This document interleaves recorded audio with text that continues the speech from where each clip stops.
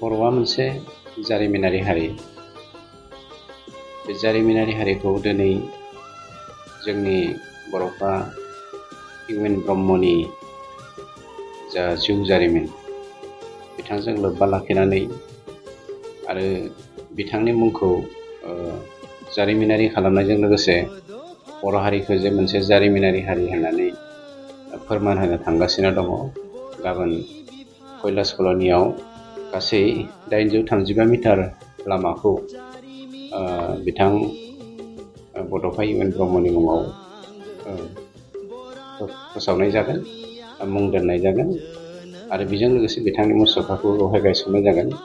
बे हाबाफारियाव नखर मन्त्रि मानगेरार अमित शाह आरो जोंनि दिल्लीनि गिबि मन्त्रि रेखा गुप्ताजों लोगोसे जोंनि आसामनि मानगेरार CM डक्टर हिमन्त बिश्व शर्मा आरो जोंनि बिटिआरनि चिफ दुलाराय बर' फरायसा आफादनि आफादगिरिजों लोगोसे गासैबो मावथिफारिया आरो जोंनि बड'लेण्ड हालामनि मोनफ्रोमबो माहारियारि आफादफोरनि दैदेनगिरिफ्रा बेवहाय बाहागो लादों।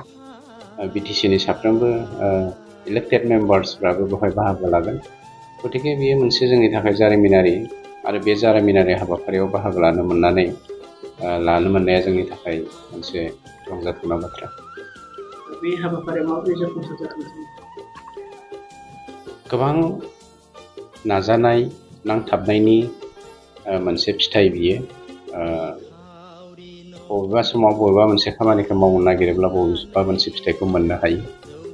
अख्रांखौ जै खालामनो थांनो नागिरोब्ला हयथ' जानो हागौ खनलोबसे माबा मोनसे बेसादखौ मोनगोन।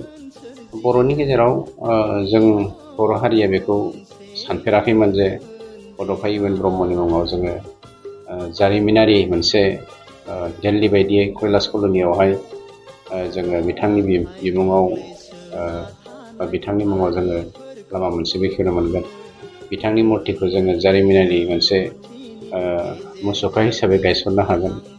गतिके जोंनि जागायजेननाय, जानो हागौ बियो टु लेट, खिन्थु 35 बोसोर बड'लेण्ड मुभमेन्टनि गेजेरजों डेम'क्रेटिकेलि जा बा सस्त्र संगठननि गेजेरजोंनो जा जोङो गोबां खोमाना लादोंमोनबाबो गोबांखौ मोनफिननो थाखाय जों दा खौसेथिनि गोनां आरो खौसेथियै आखाइ हमलायनानै मावनायनि गोनां आरो बे मावनायनि बे फिथाइ।